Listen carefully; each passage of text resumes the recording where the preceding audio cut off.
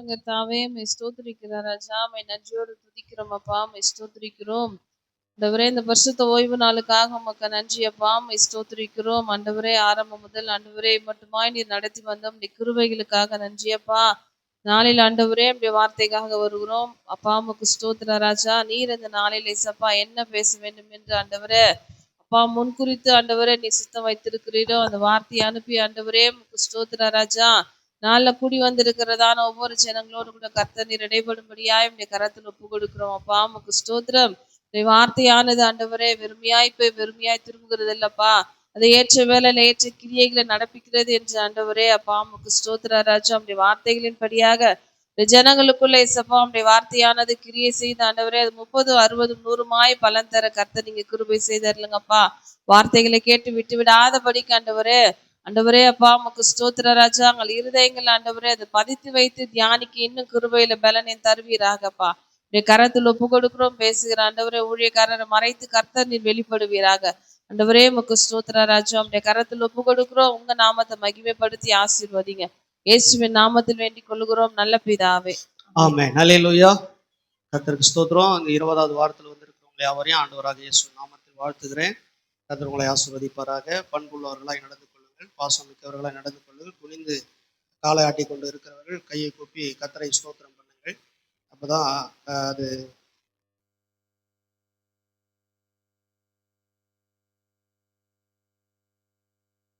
ஹல்லேலூயா. இருக்கிறீங்களா? சரி, கர்த்தர் நல்லவர். இந்த 20வது வாரத்தினுடைய செய்தியின் தலைப்பு நிலைத்திருங்கள். வசனம் இப்படி சொல்லுகிறது, 15:4 யோவான்ல, என்னில் நிலைத்திருங்கள், நானும் உங்களில் நிலைத்திருப்பேன். கொடியானது திராட்சை செடியில் நிலைத்திராவிட்டால் அது தானாய் கனி கொடுக்க மாட்டாது போல நீங்களும் என்னில் நிலைத்திராவிட்டால் கனி கொடுக்க மாட்டீர்கள். எதில் நிலைத்திருக்க வேண்டும்? இது செய்தியினுடைய பின்னணி. எதில் நாம் நிலைத்திருக்கணும்? போன வாரம் எதில் நிலைத்திருக்கணும்னு சொன்னேன். போன வாரம் செய்தி அன்புல நிலைச்சிருக்கணும்னு சொன்னேன், சரிங்களா? இந்த வாரம் விசுவாசத்தில் நிலைத்திருக்க வேண்டும். அல்லேலூயா. பக்கத்துல கைப்பிடி சொல்லுங்க, விசுவாசத்தில் நிலைத்திருக்க வேண்டும். எபிரேயர் 11:1 சொல்லுகிறது, விசுவாசமானது நம்பப்படுகிற உறுதியும் காணப்படாதவைகளின் நிச்சயமா இருக்கிறது. விசுவாசமானது நம்பப்படுகிறவர்களின் உறுதியும் காணப்படாதவைகளின் நிச்சயமா இருக்கிறது. அல்லேலூயா. எபிரேயருக்கு எழுதின நிருபம் 11வது அதிகாரம் 1 வசனம், விசுவாசமானது நம்பப்படுகிறவைகளின் உறுதியும் காணப்படாதவைகளின் நிச்சயமா இருக்கிறது. நல்ல கவனிங்க. விசுவாசமானது நம்பப்படுகிற உறுதியும் காணப்படாதவைகளின் நிச்சயமா இருக்கிறது. அப்போ விசுவாசம் என்பது காணக்கூடாதவைகளை நம்ம கொண்டு வந்து மனதில் நிறுத்தி அவைகளை நாம் விசுவாசிக்க வேண்டும். நிச்சயமாக ஒரு காலத்தில் நம்ம இதை என்ன பண்ணுவோம், பெற்றுக்கொள்வோம் அப்படின்னு சொல்லி காணாதவைகள் மேல நம்ம ஒரு நிச்சயத்தை ஏற்படுத்தி கொள்வதற்கு பேர் தான் விசுவாசம். இருக்குங்க? புரியுதா நான் சொல்றது? நான் சொல்றது உங்களுக்கு புரியுதுன்னா கையை தூக்கி ஒரு இல்லையா சொல்லுங்க. எந்த காரியமா இருந்தாலும் உங்க வாழ்க்கையில இது எனக்கு நடக்கும், இது நிச்சயமா கடவுளை எனக்கு இது வாக்கிய செய்வார், என் வாழ்க்கையில இது என் வாழ்க்கையில என் குடும்பத்துல என் பிள்ளைகளுக்கு என் சந்ததிகளுக்கு இது நிச்சயமா கிடைக்கும்ன்ற ஒரு நம்பிக்கை உண்டாகுது பாருங்க, அதுக்கு பேர் தான் விசுவாசம். அந்த விசுவாசத்தை தான் நம்ம இப்படி வைக்க வேணும்னு சொல்லி அப்போஸ்தலனாகிய பவுல் எபிரேயருக்கு எழுதும்போது 11வது அதிகாரத்துல நிறைய விஷயங்களை சொல்லி எழுதுகிறார். அப்போ ஒரு சிலர்லாம் நம்ம பார்க்க போறோம். அதுல பாத்தீங்கன்னா என்ன சொல்றாரு பாருங்க, விசுவாசமானது நம்பப்படுகிறவர்களின் உறுதியும் காணப்படாதவர்களின் நிச்சயமா இருக்கிறது, அதனாலே முன்னோர்கள் நற்சாட்சி பெற்றார்கள். விசுவாசத்தினாலே நாம் உலகங்கள் தேவனுடைய வார்த்தையினாலே உண்டாக்கப்பட்டது என்றும் இவ்விதமாய் காணப்படுகிறவைகள் தோன்றப்படுகிறவர்களால் உண்டாகவில்லை என்றும் அறிந்திருக்கிறோம். அல்லேலூயா. நல்லா கவனிக்கணும். மறுபடியும் வாசிக்கிறேன். இவ்விதமாய் காணப்படுகிறவைகள் தோன்றப்படுகிறவைகளால் உண்டாகவில்லை என்றும் அறிந்திருக்கிறோம். அப்படின்னு சொன்னா ஒண்ணு படைக்கப்பட்டிருக்குது, அந்த படைப்பு அதனாலேயே அது படைக்கப்பட்டதுன்னு சொல்லி அர்த்தம் அல்ல. இது எல்லாம் தேவனால் படைக்கப்பட்டது என்பதை நாம் அறிந்திருக்கிறோம். அல்லேலூயா. எல்லாமே சகலமும் தேவனால் படைக்கப்பட்டிருக்கிறது, தேவன் தான் எல்லாத்தையும் படைத்திருக்கிறார் என்பதை நாம் விசுவாசிக்க வேண்டும். அல்லேலூயா. அதுதான் 4வது வசனத்துல இப்படி சொல்லுகிறார், விசுவாசத்தினாலே ஆபேல் காயனுடைய பலியிலும் மேன்மையான பலியை தேவனுக்கு செலுத்தினான், அதனாலே அவன் நீதிமான் என்று சாட்சி பெற்றான். அவனுடைய காணிக்கைகளை குறித்து தேவனே சாட்சி கொடுத்தார், அவன் மரித்தும் இன்னும் பேசுகிறான். 2 பேரு பலி செலுத்த ஆண்டவருடைய சமூகத்துக்கு வராங்க. 2 பேருடைய பேர் என்னன்னு சொன்னா, ஒருத்தன் பேரு ஆபேல், இன்னொருத்தன் பேர் காயின். ஆபேல் பெரியவனா காயின் பெரியவனா? ஆபேல் சின்னவன், காயின் பெரியவன். புரியுதா? சொல்லுங்க. இப்போ ஆபேல் சின்னவன், காயின் பெரியவன். இப்ப என்ன நடக்குதுன்னா, இதுல ஏன் ஆபேல் காயின் 2 பேரும் ஏன் இந்த கேள்வி பெரியவனா சின்னவனான்னு கேட்டேன்னா, முதல் பிறந்தவன் காயின், 2வது பிறந்தவன் ஆபேல். முதல் பிறந்தவன் காயினா இருந்தபடினால அவன் யாருடைய சத்தத்தை அதிகமா கேட்டான்னு சொன்னா, பாம்பினுடைய சத்தத்தை அதிகமா கேட்டான், சாத்தானுடைய சத்தத்தை அதிகமா கேட்டான். தாயினுடைய வயிற்றுல ஒரு பிள்ளை இருக்கும்போது எதை தாய் அதிகமா கேட்கிறார்களோ அதை அப்படியே அந்த வயிற்றுல இருக்கிற குழந்தைய அதை கேட்கும். இருக்கிறீங்களா? அதனால்தான் நீங்க எல்லாம் பாத்தீங்கன்னா அரபு நாடுகள்ல, அதே போல உலக நாடுகள்ல, இந்தியாவை தவிர்த்து மற்ற நாடுகள்லாம் பாத்தீங்கன்னா குழந்தைகள் வயிற்றுல இருக்கும்போது அந்த கரு உருவாகிறதுக்கு முன்னமே அது தயாராயிடுச்சுன்னு சொன்னா அதனுடைய சத்தம் எந்த சத்தத்தை அதிகமா கேட்கணுன்றத அதை என்ன பண்ணுவாங்க, மைல்டு வாய்ஸ்ல அதை என்ன பண்ணுவாங்க, அந்த குழந்தை கேட்கும்படி அந்த தாய்க்கு தினந்தோறும் அதை என்ன பண்ணுவாங்க, காலையும் மாலையும் கொடுத்துட்டே இருப்பாங்க. அவங்களும் என்ன பண்ணுவாங்க, அதை மெடிடேஷன் பண்ணிக்கிட்டே இருப்பாங்க. வேதமா இருந்தாலும் சரி, சத்தமா இருந்தாலும் சரி, அதை கேட்டுக்கிட்டே இருப்பாங்க. இல்லையா? அப்ப அந்த சத்தத்தை கேட்டு அந்த வயிற்றுல இருக்கிற பிள்ளை துள்ளிற்று அப்படின்னு சொல்லி எங்க எழுதியிருக்குது? மத்தியில எலிசபெத்து மரியாள் போய் வாழ்த்தும் போது அவள் வயிற்றில இருந்த பிள்ளை துள்ளிற்று. அந்த வாழ்த்துதலை கேட்டு எலிசபெத் மரியாளை வாழ்த்தினால், மரியாளை வாழ்த்துதல் சத்தத்தை கேட்டு வயிற்றில இருந்த பிள்ளை துள்ளிற்று அப்படின்னு சொல்லப்பட்டிருக்கும். அல்லேலூயா. அப்படின்னா சொன்னா தாயின் வயிற்றில் இருக்கும்போது பிள்ளைகளுக்கு சத்தம் கேட்கப்படும். அது போல காயின் தன் தாயின் வயிற்றில் இருக்கும்போது அதிகமா இந்த வலு சர்ப்பத்தினுடைய ஆலோசனை கேட்டபடினால அவனுக்குள்ள அதனுடைய அந்த சாராம்சங்கள் உள்ள அவனுக்குள்ள முகநாடி வேறுபட்டு, இப்போ காயின் கொண்டு போன பலியை ஆபேல் கொண்டு போன பலியை கர்த்தர் ஏற்றுக்கொண்டார், காயின் கொண்டு போன பலியை கர்த்தர் புறக்கணித்தார் என்று சொல்லப்படும் போது முகம் நாடி வேறுபட்டு அவன் என்ன பண்றான், தன் சகோதரனை எழுப்பி கொன்று போட்டு விட்டான். அல்லேலூயா, அல்லேலூயா. ஆனா இன்னைக்கும் மரித்தம் யார் பேசுறாங்க அப்படின்னா, ஆபேலுடைய ரத்தம் பேசி கொண்டிருக்கிறது.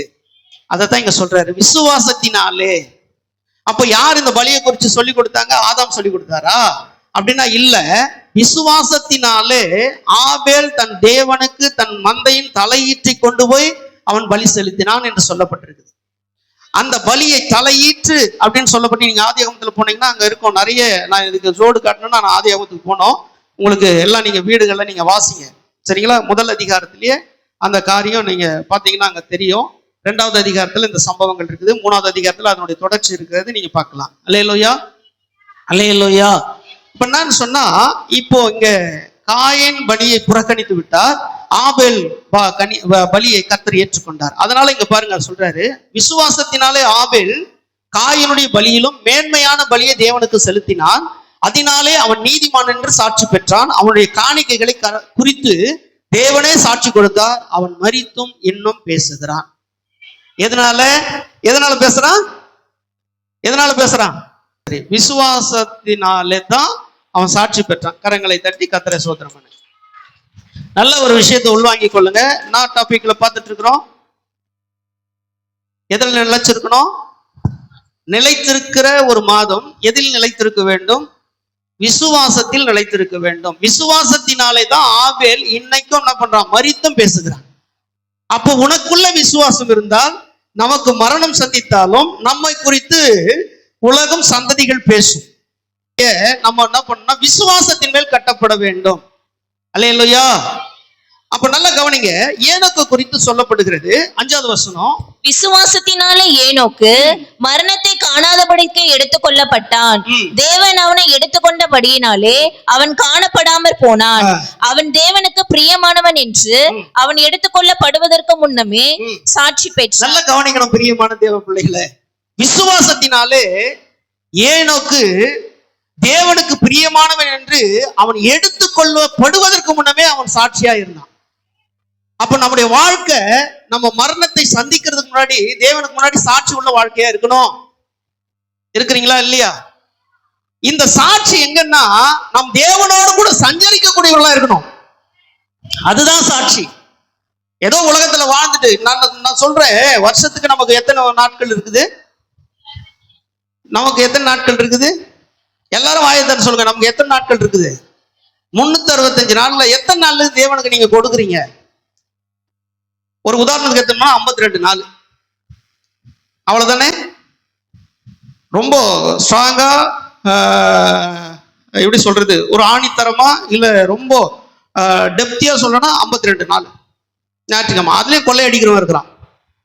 52 நாள்லயும் கொள்ளையடிக்கிறவன் இருக்கிறான். சபை கூடி வருதல விட்டு விட்டுருவாங்க. அல்லேலூயா. பக்தனுடைய பாருங்க, கர்த்தரை தேடின நாட்கள் எல்லாம் காரியம் வாய்க்க செய்தாரு, எத்தனை எத்தனை நன்மைகளோ ஏசப்பா செய்தாரு, இறுதி வரை என் வாழ்வு ஜபத்திலே கட்டப்படுவதாக. அல்லேலூயா. என்னைக்கு நம்முடைய வாழ்வு ஜபத்துல கட்டப்படுகிறதோ, இங்க எப்படி இந்த ஏனோக்கு சாட்சி பெற்றார்னா, தேவனோடு கூட சஞ்சரித்ததினாலே, அங்க வசனம் நல்லா கவனிங்க, விசுவாசத்தினாலே ஏனோக்கு மரணத்தை காணாதபடிக்கு எடுத்துக்கொள்ளப்பட்டான். தேவன் அவனை எடுத்துக்கொண்டபடியினாலே அவன் காணப்படாமற் போனான். அவன் தேவனுக்கு பிரியமானவன் என்று அவன் எடுத்துக்கொள்ளப்படுவதற்கு முன்னமே சாட்சி பெற்றான். அல்லேலூயா. நீங்க ஆதியாகமத்து புத்தகத்துல வந்தீங்கன்னா ஏனோக்கு குறித்து சொல்லப்படுது, அவன் தேவனோடு கூட சஞ்சரித்தான். எத்தனை வருஷ காலம்? இதை கேட்டாவே நாங்க சொல்ல மாட்டோம். இதுல வர எத்தனை வருஷ காலம் கேட்ட நாங்க சொல்லுவோமா? எத்தனை வருஷ காலம் தேவனோட சஞ்சரித்தாரா அப்படின்னா 300 வருஷ காலம். நீங்க எடுத்து பைபிள்ல தேடி எடுத்துக்கோங்க. கர்த்தர் உங்களை ஆசீர்வதிப்பார். நேரம் எனக்கு குறைவா. தேவனோடு கூட எவ்வளவு சஞ்சரிக்கிறோமோ அந்த அளவுக்கு நம்முடைய பிரச்சனைகளால் நம்ம விட்டு தூரம் போயிடும். இருக்கிறீங்களா? அல்லேலூயா. ஒரு நாள் வரும், கர்த்தர் நம்ம எடுத்துக்கொள்வார், கர்த்தரே நம்மை குறித்து சாட்சி கொடுப்பார். அப்ப நம்ம தேவனோடு கூட சஞ்சரிக்கக்கூடியவர்களா நம்ம இருக்கணும். நம்ம இருக்கிற காலத்திலே நம்ம சாட்சி பெற்றவர்களா வாழணும்.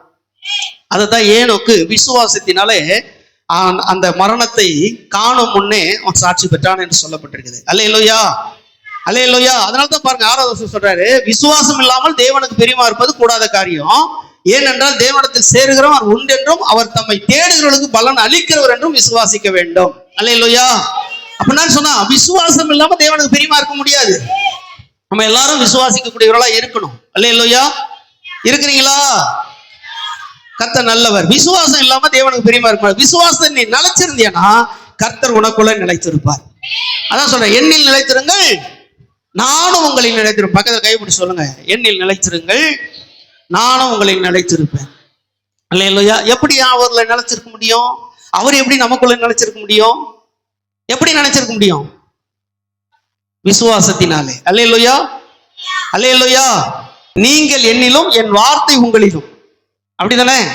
நீங்கள் என்னிலும் என் வார்த்தை உங்களிலும் நிலைத்திருந்தால் நீங்கள் கேட்டுக்கொள்வது எதுவோ அது உங்களுக்கு அப்படியே செய்யப்படும். அப்ப நம்ம கேட்கறதுக்கு முன்னாடி அது எல்லாம் அவருக்கு தெரியும், ஆனா நம்ம கேட்கணும். அல்லேலூயா. அல்லேலூயா. குழந்தை உடனே யாருக்கிட்ட வந்து பசி எடுக்குதுன்னு சொல்லும், அம்மா கிட்ட தானே சொல்லும். ஆனா நான் இப்படி சொல்றேன், யாரை அதிகமா நேசிக்குதோ அந்த புள்ள அவங்க கிட்ட உடனே சொல்லும். குறைவா வருது சத்தம். அல்லேலூயா. இந்த பக்கம் வருது பாரு, இந்த பக்கம் வரல பாரு. அவங்கள யாரும் கேட்க மாட்டாங்க. அல்லேலூயா.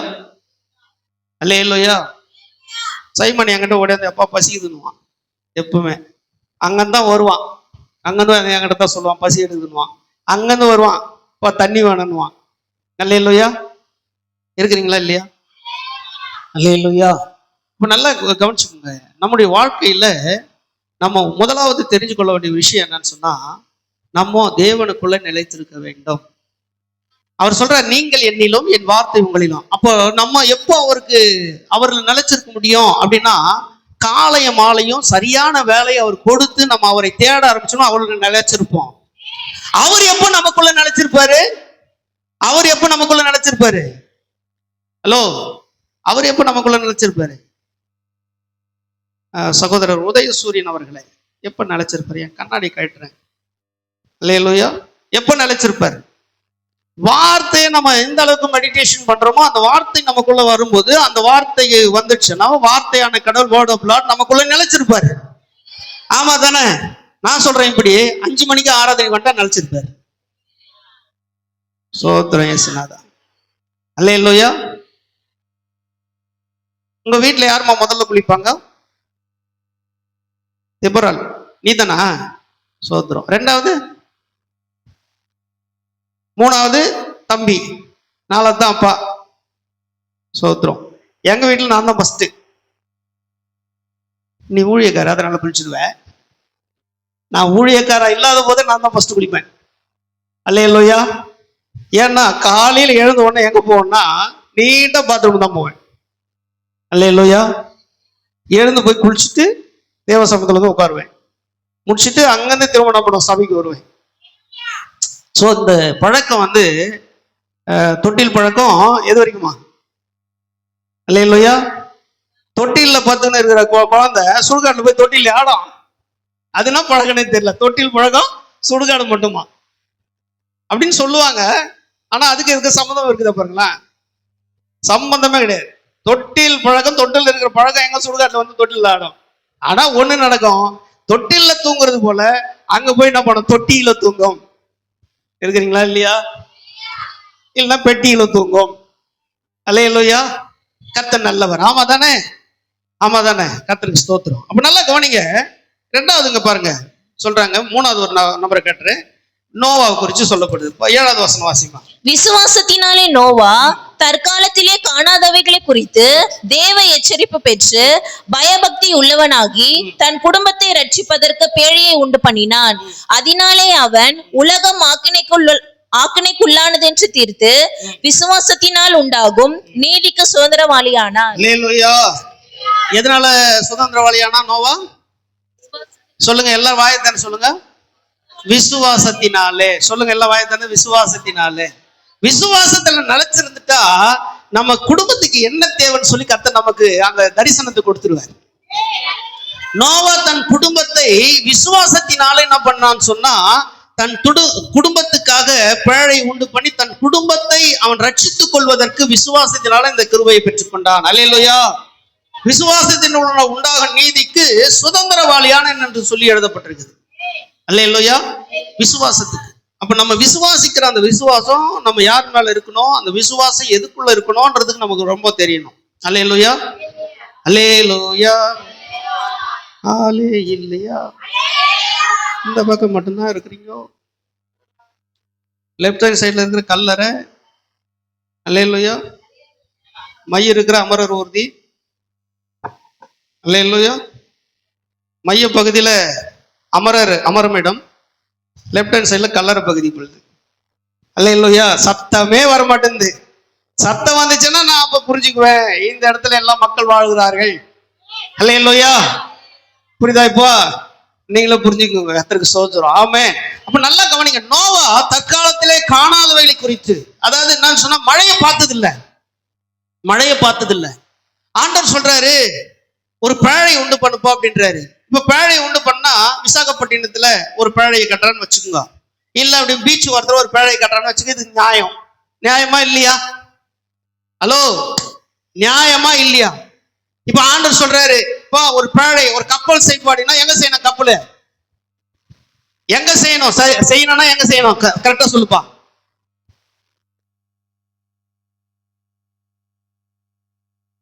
கடல் ஓரத்துல செய்யணும். அதுதானே சொன்னேன். கடல் ஓரத்துல விசாகப்பட்டினம் இல்ல துறைமுகம் சைட்ல அந்த பக்கமா அதை செஞ்சுட்டு, ஏன்னா அந்த துறைமுகத்துக்கும் அந்த கடலுக்கும் குறைஞ்சது ஒரு 100 மீட்டர் டிஸ்டன்ஸ் தான், அவ்வளவுதான் வைப்பாங்க. அங்கிருந்து பாத்தீங்கன்னா ஒரு ட்ராக் இருக்கும். அந்த ட்ராக்ல வச்சு என்ன பண்ணுவாங்க, அதை தள்ளிட்டு வந்து தண்ணியில விட்டுருவாங்க. தண்ணியில போய் அது விழுந்து என்ன பண்ணுவோம், தண்ணியோட போய் சேர்ந்துடும். ஆனா இங்க ஆண்டவர் கப்பல் கட்ட சொல்றாரு. எங்க தெரியுமா? பாத்தீங்கன்னா பெங்களூர் சிட்டியில, பெங்களூர் பீச் கிடையாது.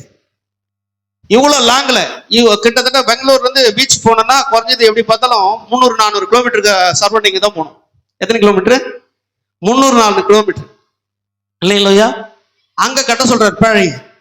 இப்போ அப்படி நோவா கிட்ட சொல்லி ஒரு கப்பலை நீ செய்யன்னு சொல்லும் போது, இப்ப நோவாவுக்கு எப்படிப்பட்ட மனநிலை இருக்கும் கொஞ்சம் யோசித்து பாருங்க. இப்ப அங்க இருக்கிற சுத்து வட்டாரத்துல ஜனங்கள்லாம் வந்து என்ன பாக்குறாங்கன்னா, இது பார்த்துட்டு மழையை பார்த்தது கிடையாது, கடலை பார்த்தது கிடையாது, சொல்லியமா கடலை பார்த்தது கிடையாது, மழையை பார்த்து கிடையாது. ஆனா கப்பலை கட்ட சொல்றாரு. கப்பலை எங்க கட்ட சொல்றாரு? கடலுக்கும் கப்பலுக்கும் சம்மந்தமே இல்லாத இடத்துல கட்ட சொல்றாரு. அல்லேலூயா. அதத்தான் இங்க சொல்லப்படுது. விசுவாசத்தினால் நோவா தற்காலத்திலே காணாதவழி குறித்து தேவ எச்சரிப்பு பெற்று தேவ பக்தி உள்ளவனாகி தன் குடும்பத்தை ரட்சிப்பதற்கு பிழையை உண்டு பண்ணினான். அதனாலே அவன் உலகம் ஆக்கணைக்குள்ளாக தீர்த்ததென்று தீர்த்து விசுவாசத்தினால் உண்டாகும் நீதிக்கு சுதந்திரவாளியானான். அல்லேலூயா. இப்போ பிரியமான தேவ பிள்ளைகளே, அதுதான் காணாதவை குறித்து. அதான் அங்க முதல் வசனத்தை வாசித்தோம். விசுவாசமானது நம்பப்படுகிறவனை உறுதியும் காணப்படாதவை நிச்சயம். இல்லையா? எதை நம்ம விசுவாசிக்கிறோமோ அதை நம்பணும். அது தூரத்துல இருந்தாலோ இல்ல அதை நம்ம பார்க்காம இருந்தாலோ அதை பத்தி கவலைப்பட வேண்டிய விஷயம் இல்லை. ஆனா விசுவாசத்தை சரியா நம்ம அது மேல வச்சுட்டோம் அப்படின்னா கர்த்தர் நிச்சயமா அதை நம்ம கையில் கொடுத்துருவார். இதுக்குதான் விசுவாசத்தில் நிலைத்திருங்கள் என்று சொல்லி ஆண்டவர் இந்த மாசத்துல நிலைத்திருக்கிற காரியத்தை குறித்து சொல்றாரு. அல்லேலூயா. அதனாலதான் அவன் குடும்பத்தை ரட்சித்து கொண்டான். 8 பேரை கொண்டு ஆண்டவர் என்ன பண்ணார்? மறுபடியும் உலகத்தை அவர் என்ன பண்ணாரு? உருவாக்கினார். காரணம், நோவாவுக்கு கர்த்தருடைய கண்களுக்கு கிருபை கிடைச்சு. காரணம் சொன்னா, நோவா தற்காலத்தில் இருந்தவருக்குள்ள விசுவாசம் உள்ளவனாய் நீதிமானாய் இருந்தபடினாலே கர்த்தரிடத்துல அவன் இரக்கம் பெற்றான். அந்த நீதிமான்ன்றதுக்கு ஒரு காரியம் என்ன தெரியுமா? நம்ம ஏதோ நீதி செஞ்சிட்டோம் அதனால நம்ம நீதிமான் கிடையாது. நம்ம கர்த்தரோடு இருந்துட்டாவே நம்ம நீதிமான் தான். அல்லேலூயா. நான் சொல்றது உங்களுக்கு விளங்குதா? விளங்குச்சுன்றவங்களாம் ஒரு அல்லையா சொல்லுங்களேன். லெப்ட்ல விளங்கல, விளங்குச்சா? அல்லேலூயா. வேகமா பேசுறேன்னா அதனால புரியலன்னு நினைக்கிறேன். அல்லேலூயா. இப்ப நல்லா கவனிங்க. ஆபிரகாமை குறிச்சு இங்க சொல்லப்படுது. 8வது வசனத்திலிருந்து வாசிமா. விசுவாசத்தினாலே ஆபிரகாம் தன் சுதந்திரமாக பெறப்போகிற இடத்திற்கு போகும்படி அழைக்கப்பட்ட போது கீழ்ப்படிந்து தான் போகும் இடம் இன்னதென்று அறியாமல் புறப்பட்டு போனான். விசுவாசத்தினாலே அவன் வாக்குத்தத்தம் பண்ணப்பட்ட தேசத்திலே பரதேசியை போல சஞ்சரித்து அந்த வாக்குத்தத்தத்திற்கு உடன் சுதந்திரவாளியாகிய ஈசாக்கோடும் யாக்கோபோடும் கூடாரங்களிலே குடியிருந்தான். ஏனெனில் தேவன் தாமே கட்டி உண்டாக்கின அஸ்திபாரங்கள் உள்ள நகரத்துக்கு அவன் காத்திருந்தான். விசுவாசத்தினாலே சாராலும் வாக்குத்தத்தம் பண்ணினவர் உண்மையுள்ளவர் என்று. நல்லா கவனிங்க. நல்லா இங்க ஒரு முக்கியமான ஒரு விஷயத்தை கவனிக்கணும். ஆபிரகாமை கர்த்தர் அழைத்து ஆண்டவர் சொல்றாரு, நீ இந்த இடத்தை விட்டு நான் காண்பிக்கிற தேசத்துக்கு போன்ட்டார். அல்லேலூயா. அல்லேலூயா. நீங்க 1-5 வசனம் வரைக்கும் ஆதியாகமம் 12 நீங்க எடுத்தீங்கன்னா ஆபிரகாம் அழைத்து சொல்ற. இது வரைக்கும் ஆபிரகாம் தேவனை பார்த்ததில்லை. நீங்க இங்க என்ன சொல்றாருன்னா, ஆபிரகாம் அழைத்து முன்ன பின்ன தெரியாத ஒரு தேசத்துக்கு நீ போன்னு சொன்ன போது முன்ன பின்ன பார்க்காத தெய்வம், அல்லேலூயா, வழிகாட்டாத ஒரு ரட்சகர், அவருடைய சத்தத்தை கேட்ட உடனே தாய் தகப்பனுடைய சத்தத்தை விட இந்த சத்தம் வலிமை உள்ளதா இருந்து அவர் இருக்கும் இடத்தை விட்டு பெயர்ந்து போக கர்த்தர் அந்த வார்த்தையினால அவருக்கு அந்த வல்லமையை கொடுக்கிறார். ஆபிரகாம் அதை விசுவாசித்து அங்கிருந்து புறப்பட்டு போகிறான். ஒரு 2 மணி நேரம் கர்த்தருடைய சமூகத்துல நம்மளால என்ன பண்ண முடியல, நிக்க முடியல. பாருங்க, இருக்கிறீங்களா? அதிகமா பிரசங்கத்தை விட அதிகமா உங்களுக்கு இந்த எச்சரிப்பின் சத்தம் தான் நிறைய கொடுத்துட்டே இருக்கிறேன்.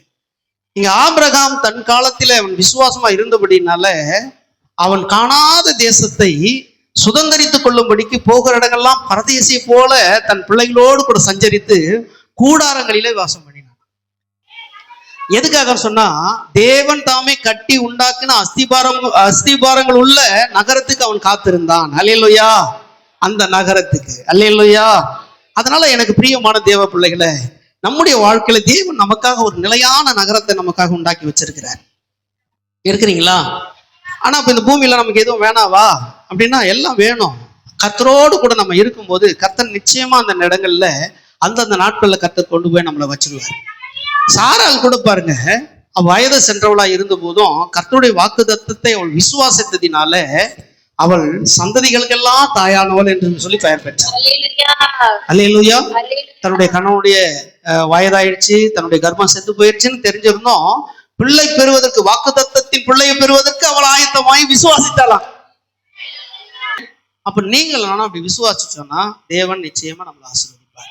அப்ப நமக்குள்ள விசுவாசத்தில் நம்ம நிலைத்திருந்தோம்னா ஆண்டவர் உங்களை என்னையும் அபரிவிதமாக ஆசீர்வதித்து பெரிய பெரிய நன்மைகளை காணும்படி கர்த்தர் கிருபை செய்வார். எத்தனை பேர் சொன்ன நினைக்குவோம்?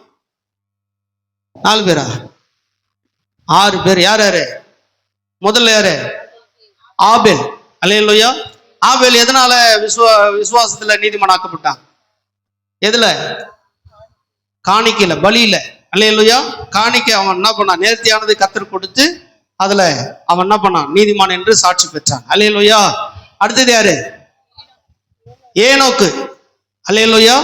ஏனோக்கு எதனால சாட்சி பெற்றான்? எதனால சாட்சி பெற்றான்? தேவனோடு கூட அவன் சஞ்சரித்தது கொண்டிருந்தான். அதனால்தான் மரணத்தை காணாததுக்கு முன்னே அவன் தேவனால் சாட்சி பெற்றவன் என்று எழுதப்பட்டது. மரணத்தை காணும் முன்னமே அவன் என்ன பண்ணிட்டான்?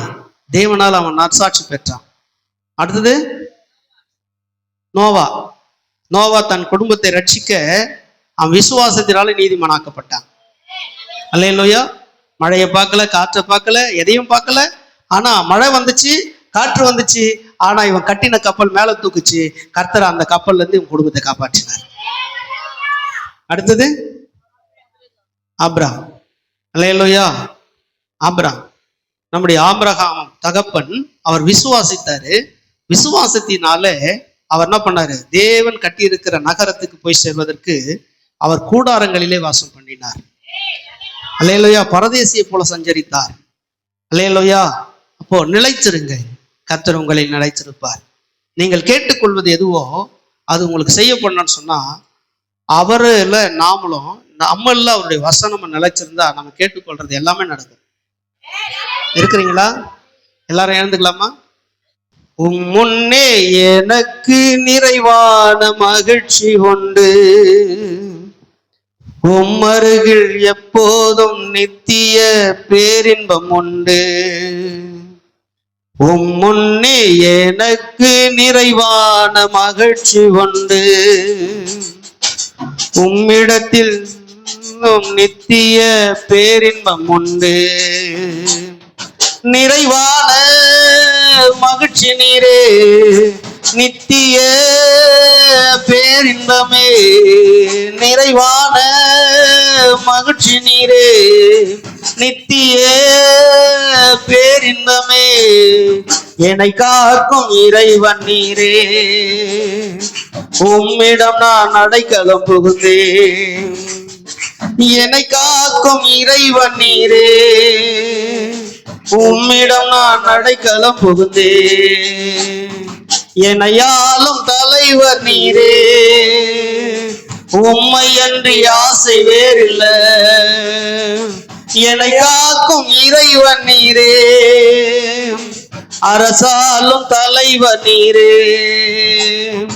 ஆராதனை உமக்கே, நாளெல்லாம் ஆராதனை. எல்லாம் சொல்லுங்களேன்.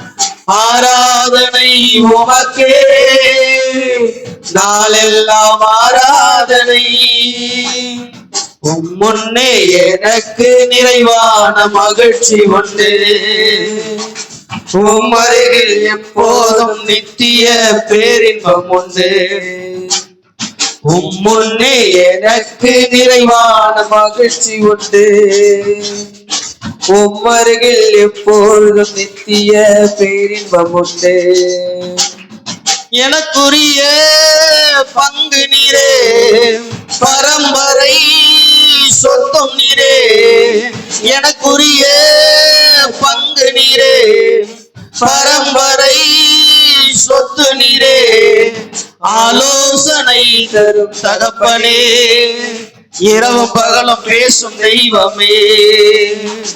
ஆலோசனை தரும் தகப்பனே, இரவும் பகலும் பேசும் தெய்வமே. எனக்குரிய பங்கு நீரே, பரம்பரை சொத்தும் நீரே. எனக்குரிய பங்கு நீரே, பரம்பரை சொத்து நீரே. ஆராதனை உமக்கே, நாளெல்லாம் ஆராதனை. ஆராதனை உமக்கே, நாளெல்லாம் ஆராதனை முன்னே எனக்கு நிறைவான மகிழ்ச்சி உண்டு. உமருகில் எப்போதும் நித்திய பேரின்பம் உண்டு. பரிசுத்த பிதாவே, உடைய குமாரனாக இயேசு கிறிஸ்துவின் நாமத்தினால இந்த 20வது ஞாயிற்றுக்கிழமைக்காக நமக்கு நன்றி சொல்லி துதிக்கிறோம். ஆண்டவரே, நிலைத்திருங்கள் என்று சொல்லி எங்களோடு கூட நீர் கர்த்தர் பேசின தெய்வம். எதில் நிலைத்திருக்க வேண்டும் அப்படின்னா விசுவாசத்துல நிலைத்திருக்கணும் அப்படின்னு சொல்லி எங்களோடு கூட நீர் பேசினீர். ஆண்டவரே, ஆபேல் ஆண்டவரே மரித்தும் பேசுவதற்கு அவன் விசுவாசத்தினாலே பேசுகிறான். ஆண்டவரே, விசுவாசத்தினால இன்றைக்கும் பேசப்படுகிறதா இருக்கிறபடினால எங்கள் கர்த்தர் வாழ்நாள்ல விசுவாசத்தோடு கூட எங்க பலிகளை தேவனுக்கு உண்மை உத்தமாய் செலுத்தக்கூடிய அந்த கிருபை பெற்றவர்களாய் கர்த்தாவே ஆபேலை போல நாங்கள் சாட்சியை வாழ உதவி செய்யுங்க. ஆண்டவரே, ஏனோக்கு தேவனோடு கூட சஞ்சரித்து வந்தபடினால அவன் மரணத்தை காணும் முன்னமே அவன் சாட்சி பெற்று ஆண்டவரே தேவனுக்குள்ள அவன் கர்த்தாவை எப்போதும் ஆண்டவரே சாட்சியை வாழ்ந்தது போல நாங்களும் அப்படி சாட்சியை வாழ எங்களை ஒவ்வொருவரையும் நாங்கள் உங்க கரத்துல ஒப்பு கொடுக்கிறோம்ப்பா. ஆண்டவரே, இந்த நாள் வரையிலும் எங்களோடு கூட நீர் கர்த்தாவை இருந்து இதுவரையிலும் நடத்தின தேவன், எங்கள் தகப்பனாகிய ஆபிரகாமை போல ஆண்டவரே காணாததை குறித்து கர்த்தர் சொல்லும் பொழுது கீழ்ப்படிந்து அவன் தேசத்தையும் இனத்தையும் தகப்பன் வீட்டை விட்டு புறப்பட்டு போனதுனால என்னைக்கும் ஆண்டவரே எல்லா கர்த்தாவே ஜீவராசிகளுக்கும் பூமியில வாழ்கிற எல்லா மனிதர்களுக்கும் தகப்பனாக பேர் பெற்ற நிலையில நிற்கும்படி நீர் உயர்த்தின எங்கள் தேவாதி தேவனை நாங்கள் விசுவாசித்து சாராளை போல எல்லா நிலைமைகளும் இழந்து போயிருந்தாலும் உங்களை சார்ந்து உண்மையை நம்பி வாழக்கூடிய அந்த கிருபைகளினால எங்களை நிரப்புங்கப்பா. ஆண்டவரே, வந்தமுடைய பிள்ளைகளை நீங்க ஆசீர்வதிங்க. எல்லாரும் வார்த்தையில நிலைத்திருக்கக்கூடிய அந்த கிருபையை கர்த்தர் நீர் கொடுக்கும்படியா நாங்கள் செபிக்கிறோம். உடைய கரத்துல எல்லாரையும் ஒப்பு கொடுக்கிறோம்ப்பா. வியாதிகளோ வேதனையோ பலவீனமோ எல்லாத்தையும் மாற்றுகிற அந்த விசுவாசம் எல்லாருக்குள்ளே நிலைத்திருக்கட்டும்னு சொல்லி நாங்க செபிக்கிறோம். தேவன் பலப்படுத்துங்க.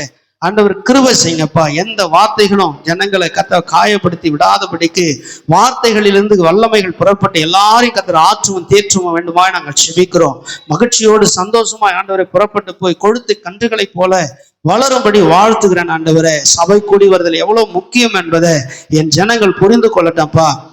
ஆண்டவரே, அதுல உண்மையா சாட்சியை வாழட்டும். இந்த உலகத்துல எதை இழந்தாலும் ஆண்டவரே அந்த பரிசுத்த ஆராதனைகளை கர்த்தாவே தேவனை தொழுது கொள்ளுகிறதுல தேவனை தேடுகிறதுல கர்த்தாவே தங்களை எந்த விதத்துல அவங்க மட்டுப்படுத்தி கொள்ளாதபடிக்கு கர்த்தரோடு ஏனோக்கு போல சஞ்சரிக்கிற அந்த கிருபை உண்டாகட்டும்னு சொல்லி நாங்க செபிக்கிறோம். ஆண்டவரே, நோவா தன் காலத்துல எப்படி ஆண்டவரே காணாத கர்த்தாவே காரியங்களை குறித்து அதன் மேல விசுவாசம் வைத்து தன் குடும்பம் முழுவதையும் காப்பாற்றி கொள்ள ஆண்டவரே எப்படி நோவாவுக்கு அந்த கிருபை கிடைச்சதோ அதே போல ஒவ்வொரு குடும்ப தலைவர்களும் தங்கள் குடும்பத்தை ரட்சித்து கொள்ள பாதுகாத்து கொள்ள கர்த்தருக்குள்ள எப்போதும் ஆண்டவரே விசுவாசமா இருக்கக்கூடிய அந்த கிருபைகள் உண்டாகட்டும் சொல்லி நாங்கள் செபிக்கிறோம். உங்க கரத்துல ஒப்பு கொடுக்கிற எல்லாவற்றையும் திருக்கரத்துல தாழ்த்துகிறோம்.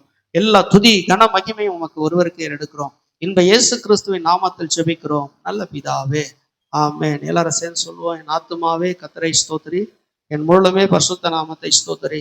என் ஆத்துமாவே கர்த்தரை ஸ்தோத்திரி, அவர் செய்த சகல பலனை மறவாதே. நம்முடைய கர்த்தராகிய இயேசு கிறிஸ்துவினுடைய கிருபையும் பிதாவாகிய தேவனுடைய அன்பும் பரிசுத்த ஆவியானுடைய அன்பும் காவல சமாதானமும் கர்த்தராகிய இயேசு கிறிஸ்து வெளிப்படும் நாள் வரை நாம் அனைவரோடு கூட காத்து நடத்துவாராக. ஆமென். ஹல்லேலூயா, ஹல்லேலூயா, ஹல்லேலூயா. எல்லாருக்கும் ஸ்தோத்திரம். God bless you. கர்த்தர் உங்களை ஆசீர்வதிப்பார். ஒரு வாழ்த்து.